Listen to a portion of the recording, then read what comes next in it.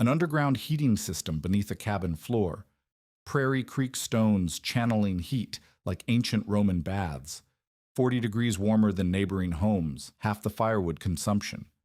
While neighbors' standard wood stoves failed catastrophically, Samuel Baker's cabin dropped to 20 degrees inside despite roaring fires. Willard Foster's stove cracked from overheating. John Thornton's system maintained a steady 60 degrees using minimal fuel.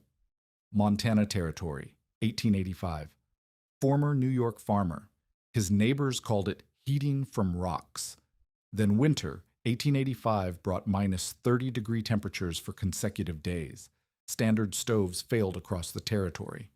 Ice formed inside cabins 10 feet from roaring fires. But that underground Roman system kept Thornton's cabin warm while everyone else fought for survival. What did this New York farmer understand about heat that 2 centuries of frontier heating wisdom had missed? The stones beneath John Thornton's cabin floor radiated heat like a buried furnace. Prairie Creek granite, dense and dark, channeled warmth through underground passages that snaked beneath every room. On the coldest January morning in 1885, when Montana Territory temperatures plunged to minus 30 degrees, Thornton's cabin maintained a steady 60 degrees. His neighbors, burning through entire cord stacks in their standard wood stoves, watched their breath freeze inches from roaring fires. Samuel Baker's cabin, 30 yards to the east, dropped to 20 degrees inside despite feeding split oak every 2 hours. His massive cast iron stove, a 3-foot monster that devoured logs like a hungry beast, produced tremendous heat but couldn't hold it. By dawn, ice crystals formed on the inside walls. Baker wrapped his family in every blanket they owned and still shivered through the night. Willard Foster faced worse. His brick stove, built to frontier specifications and fed continuously with pine and cottonwood, cracked down the center from overheating. The fracture split the firebox, sending smoke pouring into his cabin while outside temperatures rendered the structure uninhabitable.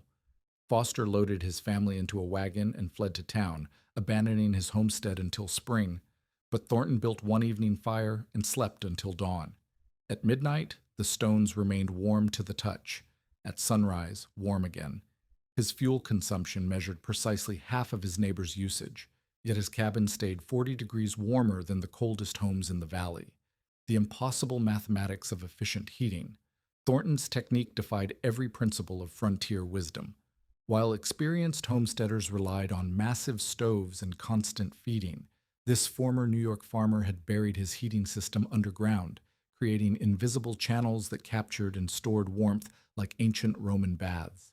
The system consumed minimal wood yet produced maximum comfort, turning conventional heating logic upside down. The morning after the worst cold snap, neighbors gathered outside Thornton's cabin, observing the lack of smoke from his chimney while their own stoves roared desperately. No emergency wood splitting, no midnight fuel runs, no family huddled around a failing fire. Samuel Baker pressed his palm against Thornton's cabin wall and found it warm. His own cabin wall, 10 feet from his oversized stove, felt ice cold. Daniel Johnson, the most practical builder in the territory, examined the cabin's exterior for clues. Standard log construction, normal chinkling, conventional chimney. Nothing visible explained the impossible warmth. The secret lay hidden beneath floorboards, in channels carved through dirt and lined with carefully selected stones. But Johnson couldn't see the engineering marvel below, only its mysterious results. Word spread through the territory with winter urgency. The odd newcomer who heated his cabin from underground had solved the fundamental problem of frontier survival while established homesteaders froze. Samuel Baker's wife questioned her husband's methods. Foster's abandoned cabin stood as testament to conventional heating's limitations. Even veteran settlers who'd survived decades of harsh winters began asking questions. Thornton's success challenged 2 centuries of proven heating techniques. Every frontier manual recommended large stoves, constant feeding, massive fuel stores. Every experienced homesteader swore by cast iron and continuous burning. Yet this quiet farmer achieved superior results using less fuel, creating warmth that lasted through the night and required minimal maintenance. The technique seemed impossible because it contradicted fundamental assumptions about heat and survival. Frontier logic demanded visible fire, roaring flames, obvious warmth sources. Thornton's system worked invisibly, storing heat underground where no one expected to find it. The stones captured thermal energy during evening fires and released it steadily through cold nights, creating a thermal battery that outlasted any surface heating method. But the central mystery remained unsolved. What principles had guided Thornton's unconventional approach? What knowledge had he possessed that escaped seasoned homesteaders who'd spent lifetimes perfecting their heating methods? How had ancient Roman engineering principles found their way to the Montana frontier? And why had one New York farmer recognized their value when experienced builders dismissed underground heating as impractical? The answer would reshape frontier heating techniques and save countless lives through brutal mountain winters. But first, the community had to overcome their skepticism and learn from the quiet man whose impossible system had turned survival wisdom on its head. John Thornton arrived in Montana Territory in 1884 with 45 years of New York farm experience and a head full of old world knowledge that his neighbors would soon dismiss as impractical. His grandfather, a German immigrant who'd settled in upstate New York during the 1820s, had taught him heating principles that traced back to ancient European methods. While other homesteaders brought frontier wisdom and American building traditions, Thornton carried memories of underground channels, thermal storage, and heat conservation techniques that predated the continent's settlement. The standard heating method throughout Montana Territory was brutally simple. Every experienced homesteader installed massive cast iron stoves, preferably the largest models available from traveling merchants. Samuel Baker had invested in a 3-foot-wide behemoth that consumed split oak in tremendous quantities. Willard Foster trusted his brick-lined firebox, built according to specifications passed down from Missouri frontier families. Daniel Johnson relied on a combination approach, a large central stove supplemented by smaller heating units in bedrooms. All three men followed the same fundamental principle that governed frontier survival: big fires, constant feeding, enormous fuel stores. Thornton's grandfather had taught different lessons during long winter evenings in the New York farmhouse. Heat could be captured and stored, not just produced and wasted. Stone held warmth longer than iron. Underground systems worked more efficiently than surface fires. The old German had demonstrated these principles using techniques that European families had refined over centuries of harsh winters. But when Thornton suggested adapting these methods to Montana conditions, his neighbors reacted with predictable skepticism. Samuel Baker laughed outright when Thornton described his plans. "You can't heat a cabin from the ground up with rocks." Baker had survived 15 Montana winters using conventional methods and saw no reason to experiment with untested foreign ideas. His massive stove had never failed him, and he trusted proven American engineering over European theories. Willard Foster was equally dismissive. "No stone can replace good old firewood." Foster's family had heated frontier homes for 3 generations using traditional methods, and he considered Thornton's approach wasteful and dangerous. But Thornton remembered his grandfather's demonstrations. The old man had heated their New York farmhouse using thermal mass principles, storing heat in stone foundations and releasing it gradually through cold nights. The technique required different thinking about fuel consumption and heat distribution. Instead of burning massive quantities of wood to maintain constant high temperatures, the system captured and conserved thermal energy, achieving steady warmth with minimal fuel input. The decision to proceed despite community opposition came down to resource conservation. Thornton had calculated his fuel requirements for a standard Montana winter and realized that conventional heating methods would consume his entire timber budget by February. The math was unforgiving. Big stoves demanded constant feeding. Constant feeding required enormous fuel stores. Enormous fuel stores meant months of tree cutting, splitting, and hauling that would consume his entire autumn. His grandfather's techniques offered an alternative approach that maximized heat output while minimizing fuel consumption. Daniel Johnson watched Thornton's planning process with cautious interest. Johnson had built enough frontier structures to recognize engineering challenges, and Thornton's approach raised serious questions about implementation. How would underground channels handle Montana's freeze-thaw cycles? Could stone foundations support proper heat distribution? Would the system work reliably during extended cold snaps? Johnson didn't mock like the others, but his concerns were practical and immediate. Thornton's reasoning centered on three fundamental advantages his grandfather had demonstrated.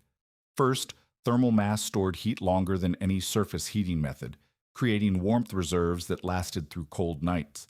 Second, underground systems protected heat sources from wind and weather, eliminating the energy losses that plagued conventional stoves.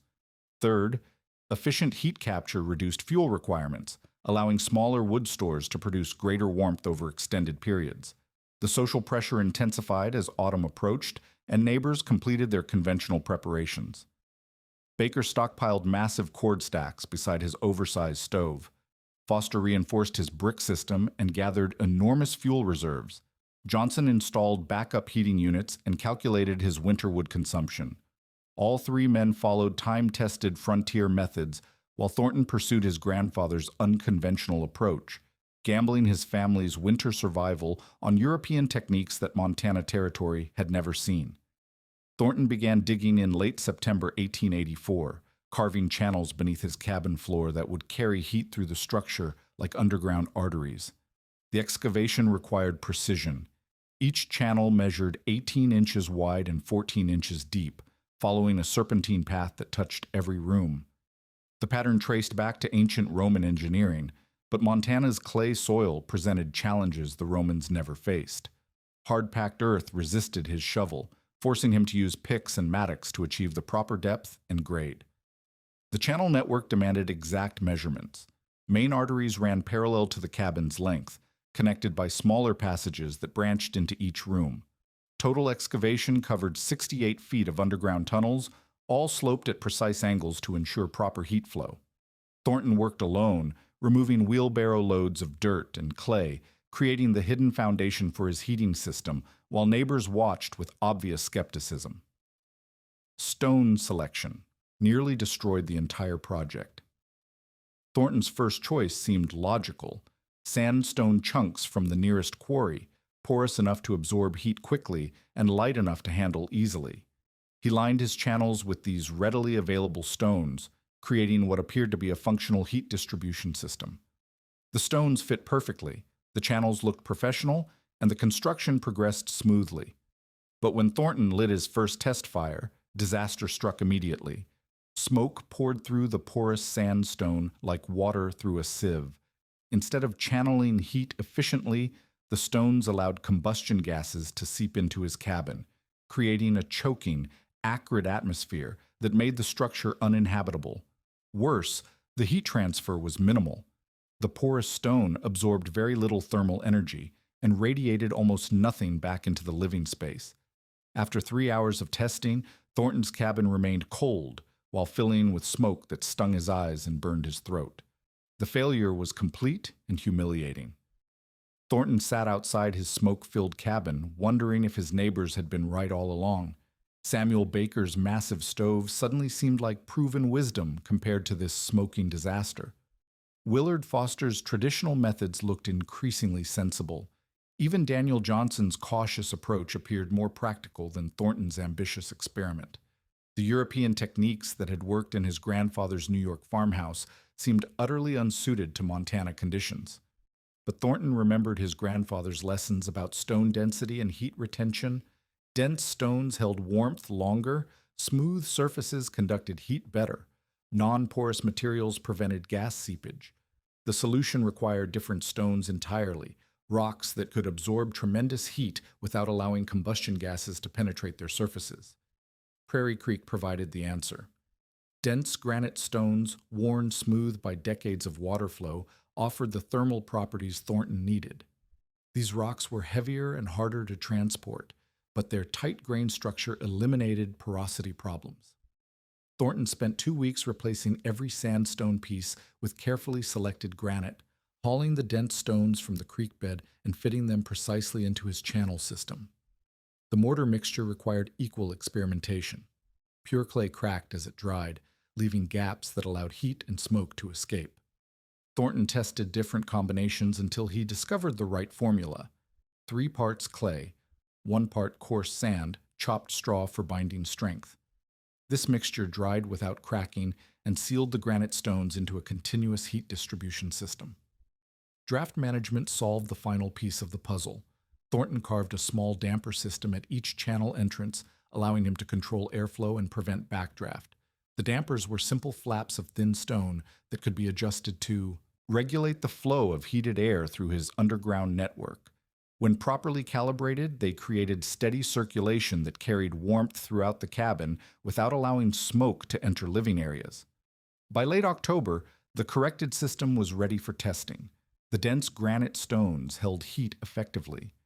The improved mortar sealed all connections. The damper system controlled airflow precisely. But winter was approaching fast, and Thornton had gambled his family's survival on an untested heating method that had already failed once.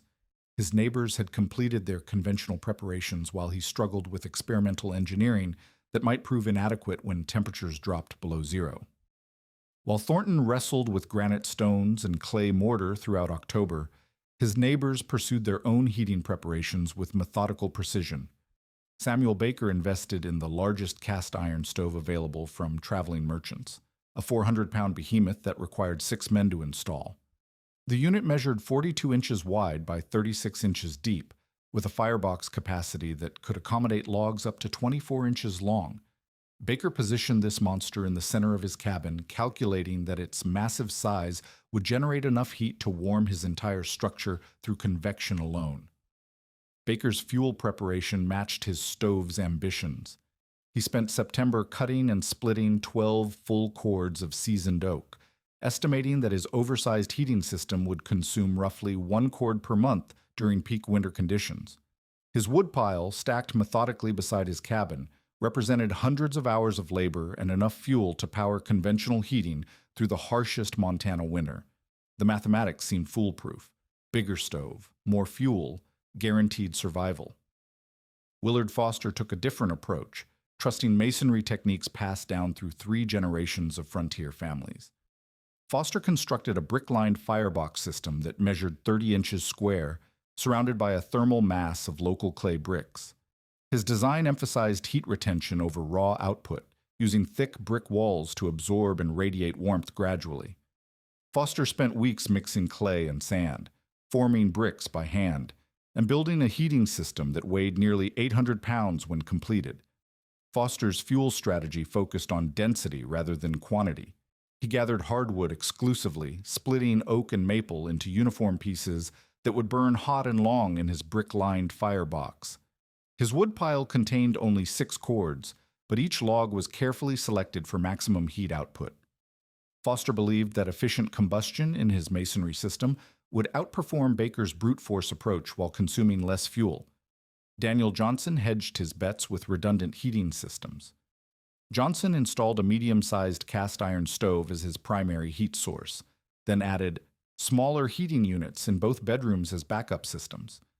His approach sacrificed heating efficiency for reliability, ensuring that mechanical failure in one system wouldn't leave his family without warmth.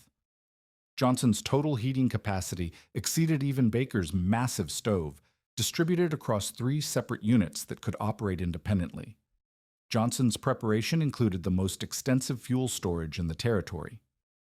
15 cords of mixed hardwood, split to different sizes for different heating units. Johnson calculated that his multiple stove approach would consume more fuel than single system designs, but the redundancy eliminated the risk of catastrophic heating failure during extended cold snaps. Community sentiment began shifting as winter approached and neighbors observed each other's preparations. Baker's enormous stove impressed visiting homesteaders who admired its obvious power and massive fuel reserves. Foster's masonry system attracted attention from builders who respected traditional craftsmanship and time-tested techniques. Johnson's redundant approach earned approval from practical settlers who understood backup planning and risk management. But Thornton's underground system generated increasing curiosity rather than mockery. Daniel Johnson asked detailed questions about thermal distribution and heat retention.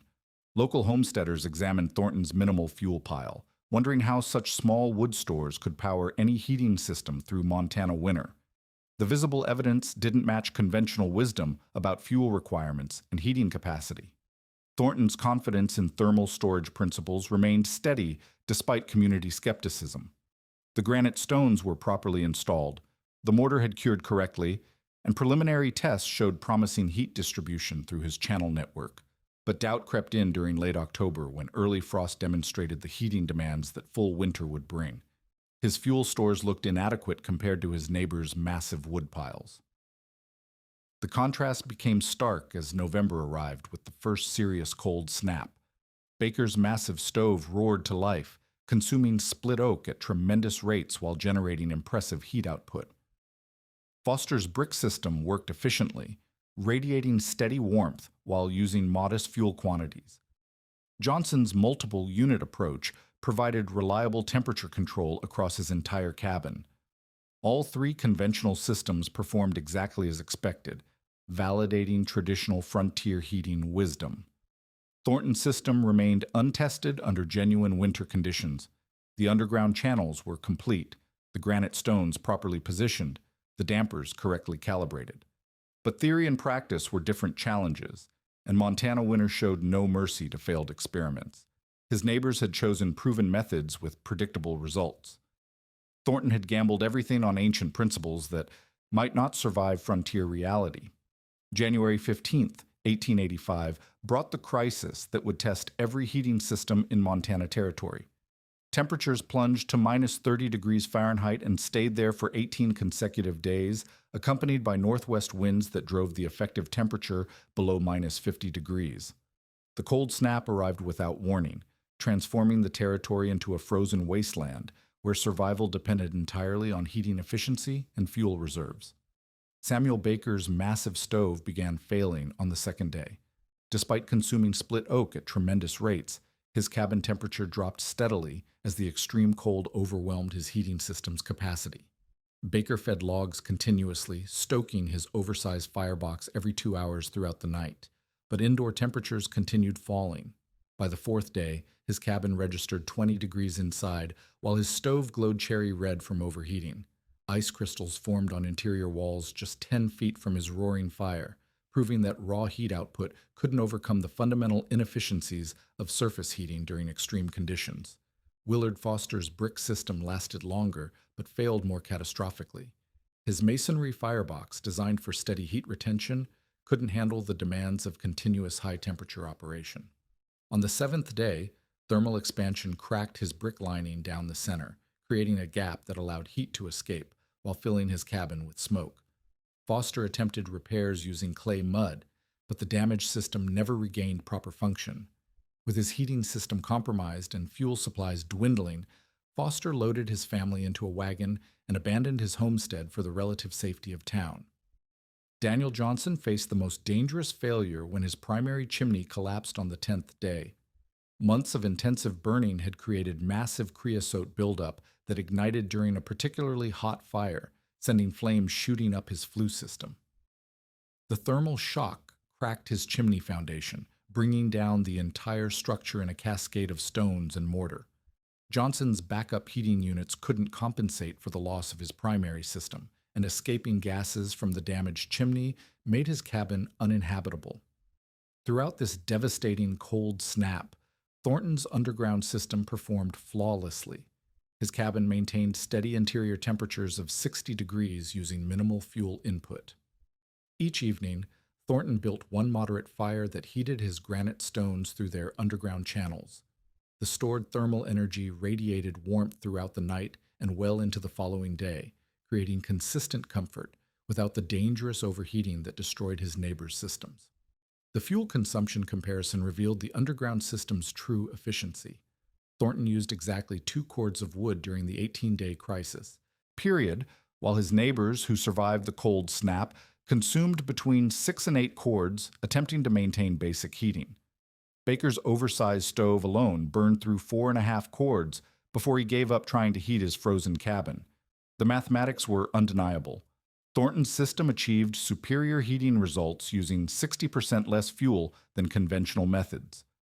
By January 20th, desperate neighbors began arriving at Thornton's cabin seeking shelter and advice. Baker came first, his family nearly frozen after their heating system failed completely. Foster returned from town specifically to examine Thornton's mysterious heating method. Johnson, temporarily staying with relatives, asked detailed questions about underground thermal storage and heat distribution techniques. Word spread rapidly through Montana Territory as news of the remarkable heating system reached other homesteading communities. Settlers from 50 miles away traveled to examine Thornton's installation and request instruction in thermal mass construction. The territorial newspaper published an article describing the underground heating method that had saved one family while conventional systems failed throughout the region. Thornton spent the remainder of winter teaching his technique to neighbors and visiting homesteaders. He demonstrated proper channel excavation, granite stone selection, and damper installation to dozens of interested builders who recognized the life-saving potential of efficient heating during extreme conditions. Daniel Johnson became his most dedicated student, helping to refine the construction process and document the engineering principles for wider distribution.